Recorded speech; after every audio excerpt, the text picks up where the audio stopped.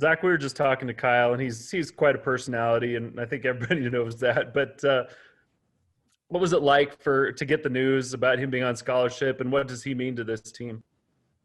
Yeah, he means a ton. He's already kind of looked at as like another coach in that tight ends group, and I've kind of been here through a lot of his process, and I was so excited for him. What a great opportunity, and no one deserves it more than him. And really, I know it was one of the things that I could tell, even though he's never said anything to anybody, but that was one of his goals in life. And, I know it means a lot. And I know it just, the effort that he's going to give for the rest of the season and his rest of the time here at BYU, is all going to be there because he's so grateful for what, Kalani has given him. And, really, I think the whole team's backing him on what happened. And so we're all so pumped for him. And, I'm excited. He's one of my brothers, and I've been really close with him ever since I've got here.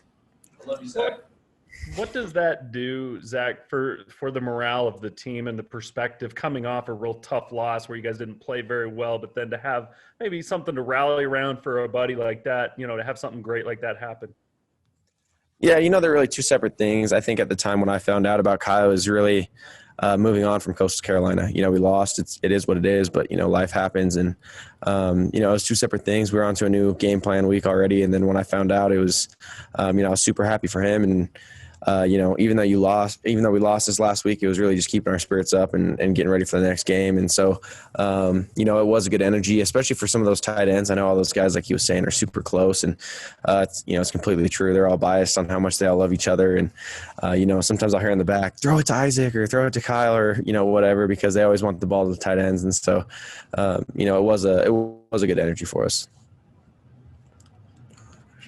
Zach, excuse me, I did want to ask you, in that final play against Coastal Carolina, can you take us through what you saw on that play? Yeah, it's hard to say. They're defending the end zone. We're in a tough spot there, and, little things we could have cleaned up. Dax was beating up on himself for, whatever it was, not getting into the end zone or whatever it is, but I thought he did a great job of winning on the route. There really wasn't much to see besides we called the play to go to Dax. And they did a good job.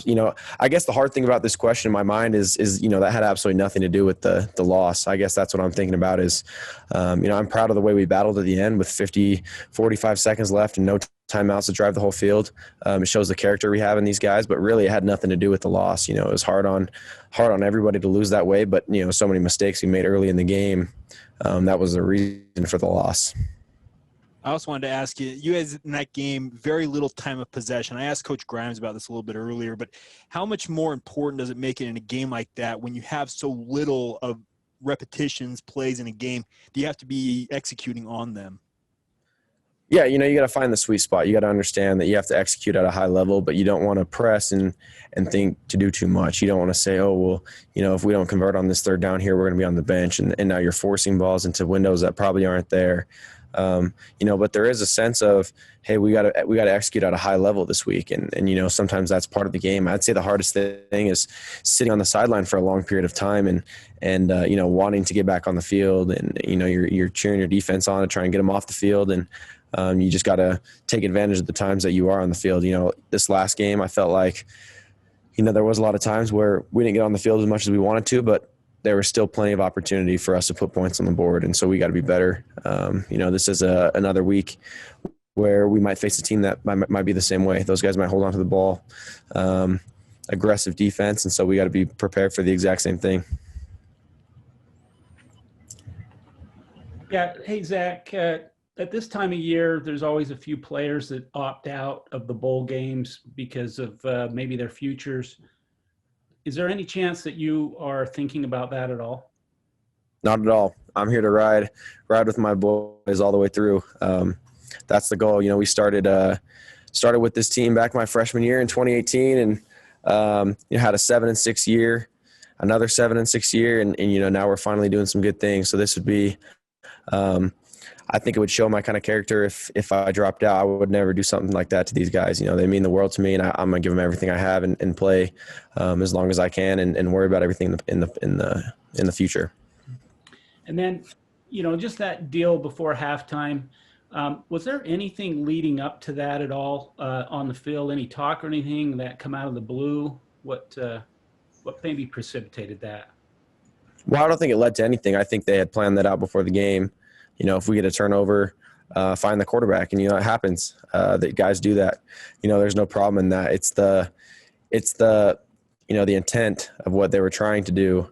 That was really the issue. Slamming into the ground, tackling. It wasn't blocking. If he was blocking, I'd be perfectly fine with it. But either way, it happens in football. Can't complain about it. It happens. We got to move on from it. That was one of those teams that like to talk a lot, and they do it on purpose. It's an energy thing for them. They come out and they talk crap, and they try and get into your head. And we respect that. It is what it is, and a lot of teams are like that. So. And just one question, final from me. Last year, San Diego State didn't really go great for you. Any sort of kind of motivation from that for you, redemption, anything like that? I wouldn't say redemption. I just think having one loss is way better than two, right? And so I think that's the key for this week is we don't want to end our regular season that way. And so for us, I feel like we did a great job of actually moving the ball last year. I can't remember quite the rushing game, but I know we threw for over 300 yards in that game. And, we did some good things, but we couldn't score. And so that, that's the focus is high execution and get the ball into the end zone, not settle for field goals or not settle getting stopped at the 45-yard line this week. All right, Mitch, go ahead. And then after Mitch, Jake, if you have one follow-up. Yeah, Zach, when you mentioned earlier your future, obviously you're a guy that's, considered by many to be a heralded NFL prospect. What factors will go into your decision at season's end in deciding whether to return or come back return or go to the NFL?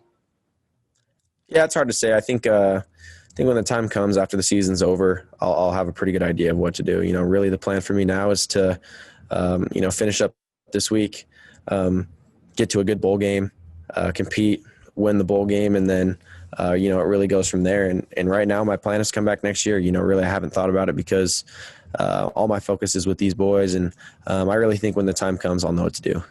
And how would you describe maybe the morale of the team, offense, and the entire program right now in this week leading up to San Diego State?